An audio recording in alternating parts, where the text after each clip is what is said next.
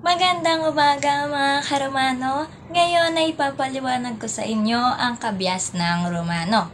Pero bago ko ipaliwanag, nais ko munang magpakilala. Ako si Janelle May Arrelente mula sa Baitang 8, Section Pearl, at ngayon ako inyong magiging tagapagpaliwanag o guro. Ano, simulan na natin? Simulan na natin! Ang kabyas ng Romano ay sumibol sa bansang Italy na matatagpuan sa kanlurang Europa. Ito ay isang peninsula na nakausli sa Mediterranean Sea. Katulad ng Greece, ang Italy ay pinalilibutan ng kapatagan. Ang isang kapatagan ay ang Latium, kung saan dumadaloy ang ilog Tiber.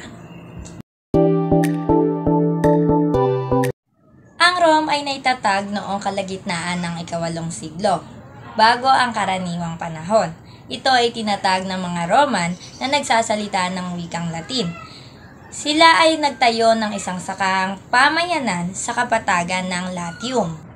Ayon sa isang matandang alamat, ang Rome ay tinatag ng kambal na sina Romulus at Remus.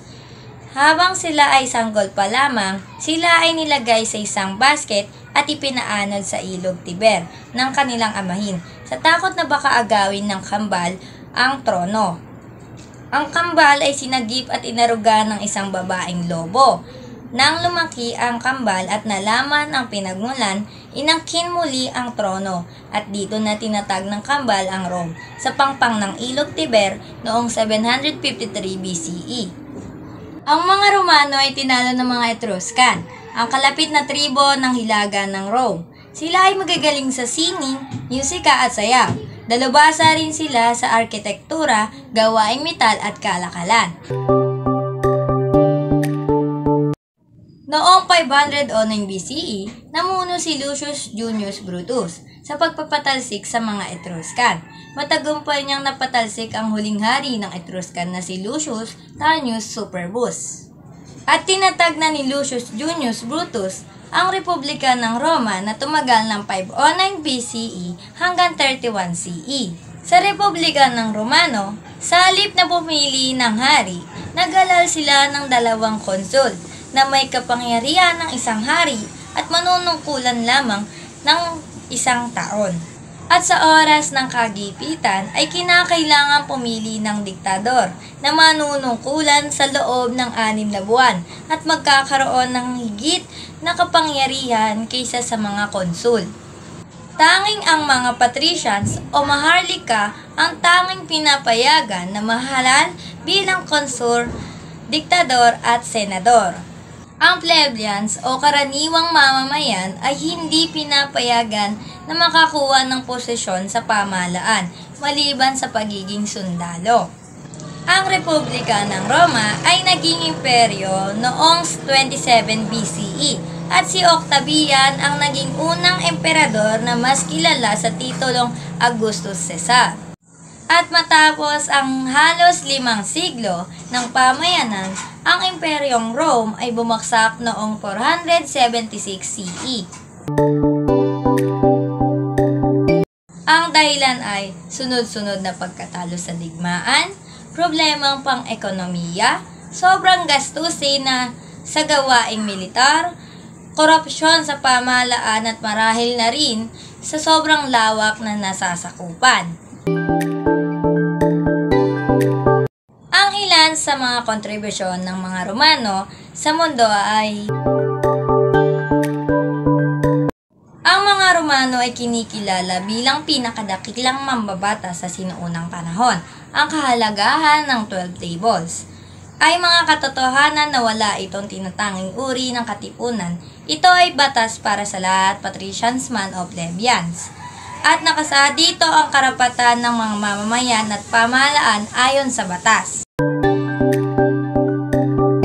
Ang panitikang Romano ay nagsimula noong kalagitnaan ng ika-3 siglo, bago ang karaniwang panahon. Subalit ito ay mga salin lamang ng tula at dula ng bansang Greece. Ang halimbawa nito ay si Livius Andronicus, ang nagsalin ng Odyssey sa wikang Latin.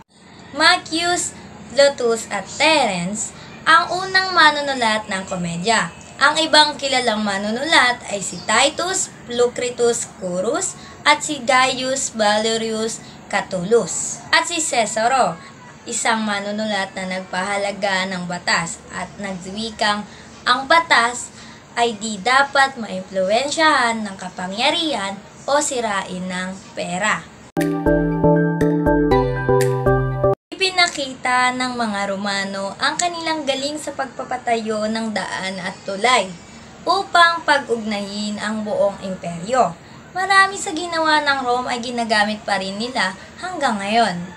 Isa na nga doon ang Appian Way na nag-uugnay sa Rome at Timog Italy. Gumawa din sila ng aqueducts upang dalhin ng tubig sa kanilang lungsod.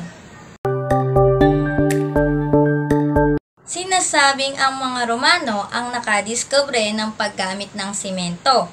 Marunong na rin silang gumamit ng stuko, isang plaster na pamahid at pantakip sa labas ng pader. Ang art na natutunan nila mula sa mga Etruscan ay ginagamit sa mga templo, aqueduct at iba pang gusali.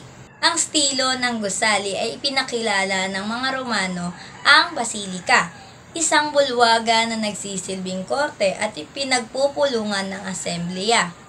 Ang forum ay isang lungsod at ang Colosseum isang amphitheater para sa mga labanan ng mga gladiators.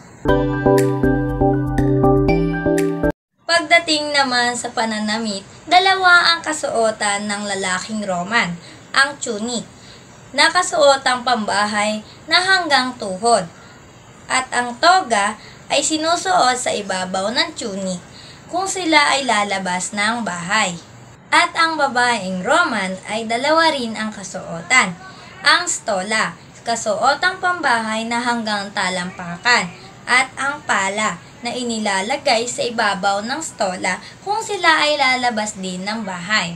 At yun lang mga Karomano, sana marami kayong natutunan sa bidyong ito.